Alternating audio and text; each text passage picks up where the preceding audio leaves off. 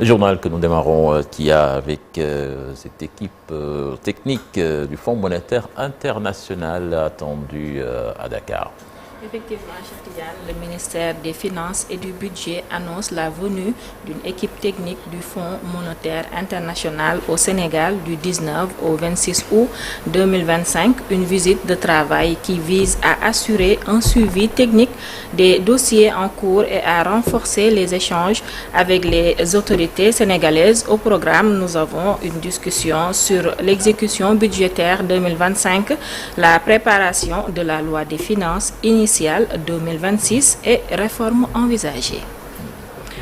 Nous restons, Cheikh Tidiane, sur l'économie. Avec chaque trimestre, l'État sort un rapport d'exécution budgétaire pour, dit-il, plus de transparence dans la gestion des finances publiques.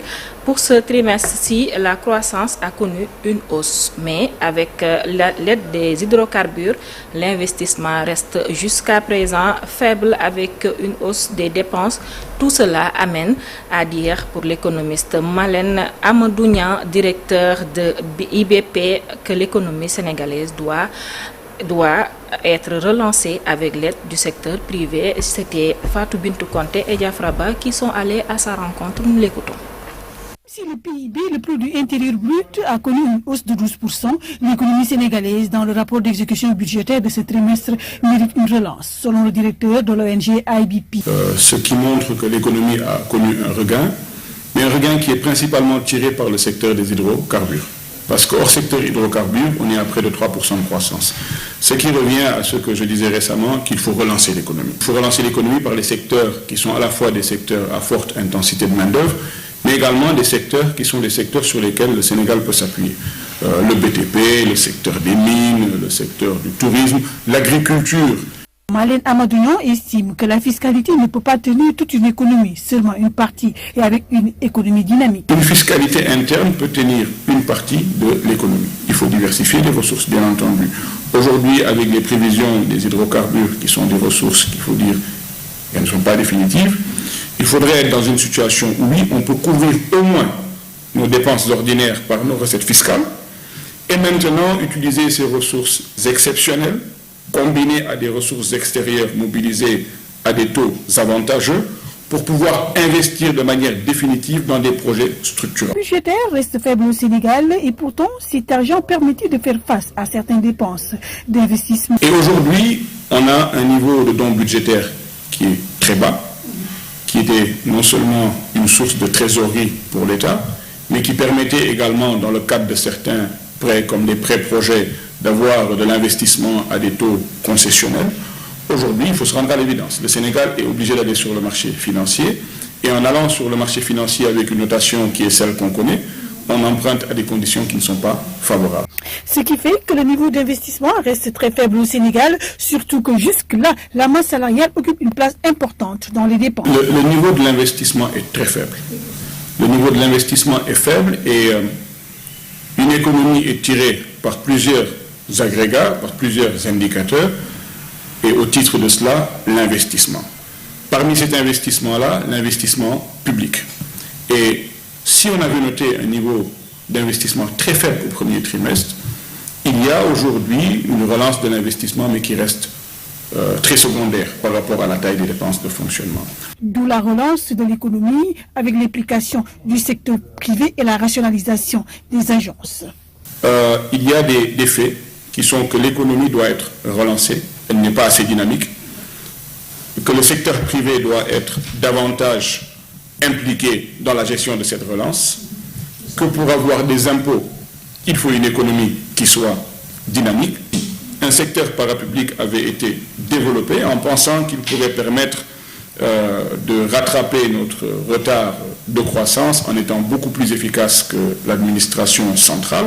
Or, aujourd'hui, on voit, comme les agences, aujourd'hui, on voit un dédoublement, voire un triplement de plusieurs. Alors, je pense qu'aujourd'hui, Fatou Bintou Conté, qui a la vallée du fleuve Sénégal sous haute surveillance en ce moment.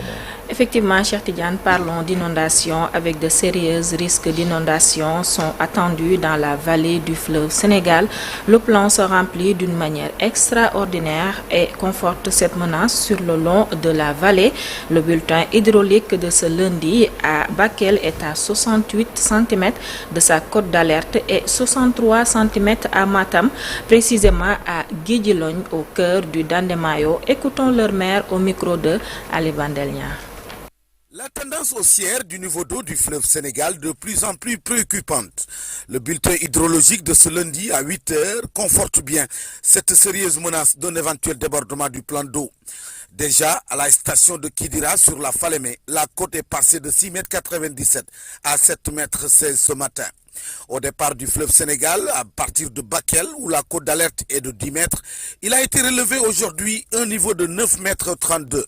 La même tendance se poursuit jusqu'à Matam, où le niveau du fleuve Sénégal est en 24 heures est passé de 7,15 m à 7,37 m ce matin à 8 heures.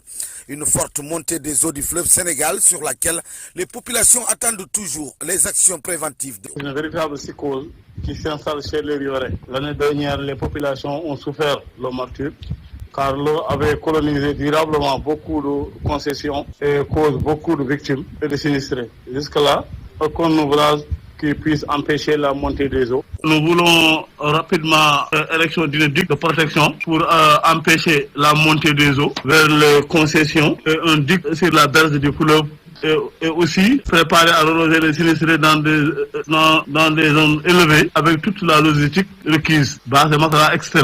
Et aussi on poste avancer les sapeurs-pompiers pour surveiller l'eau.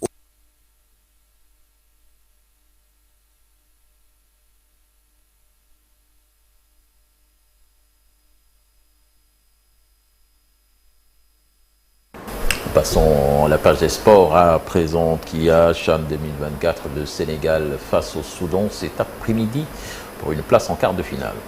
Effectivement, le Sénégal joue sa qualification au quart de finale du CHAN 2024 ce mardi à partir de 17 h face au Soudan encore, premier du groupe avec une meilleure attaque, un choc dont l'importance est prise en compte par les Lions dans leur préparation.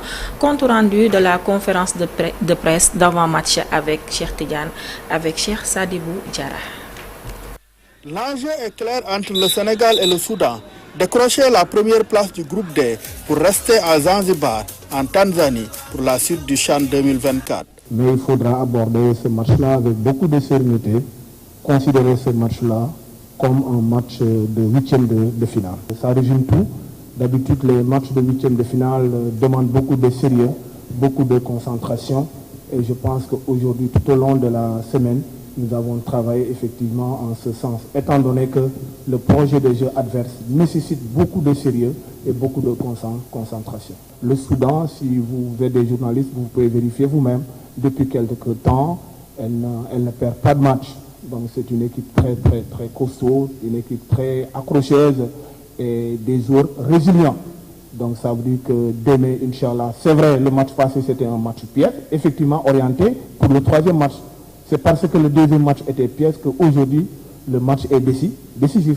Donc je pense que nous aurons l'occasion d'être très exigeants dans ces moments décisifs.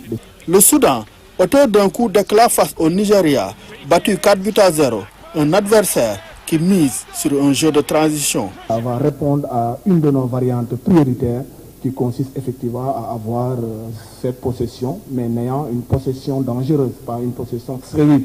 La possession doit être effectuée dans leur propre zone et ça probablement poussera l'adversaire de commettre des erreurs que probablement nous pouvons exploiter étant donné que nous avons des garçons qui sont très rapides dans le couloir extérieur et pourquoi pas exploiter les half-space.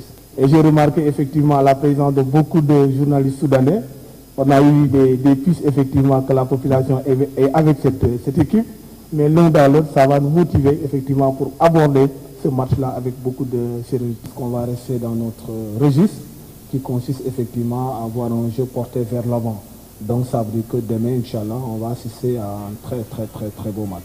Soudan-Sénégal, le duel au sommet du groupe D du CHAN 2024, c'est ce mardi à partir de 17 h Au même moment, le Congo, qui rencontre le Nigeria, peut espérer encore ravir une des deux places qualificatives au quart de finale. Restons au Sud-Soudan encore, mais cette fois-ci avec l'Afro-Basket hier mercredi à 18h. Voilà. Passons maintenant avec le tennis. Le Sénégal signe un exploit historique à Harar en remportant la médaille d'or du groupe 3 Afrique à la Coupe Davis 2025. Malgré un revers face au Nigeria, en clôture, les Lions terminent en tête et décrochent le billet pour les playoffs du groupe 2 mondial prévu début 2026. Écoutons Ousseynou Kama, secrétaire général de la Fédération sénégalaise de tennis, au micro de Mamadou Ndiaye. En effet, l'équipe s'est classée première devant 4 grandes nations du tennis africain que sont le Zimbabwe, la Namibie, le Nigeria et l'Algérie. Il faut dire que cette même équipe avait déjà remporté l'année dernière la compétition du groupe 4. C'est ce qui nous a valu d'ailleurs notre montée en groupe 3. Le groupe 3, il faut le dire, c'est un groupe de transition où les 3 premières qui se classent à l'issue de la compétition vont intégrer le groupe mondial, un groupe 2, le groupe 2 qui est un groupe mondial, et les 2 derniers vont redescendre au groupe 4.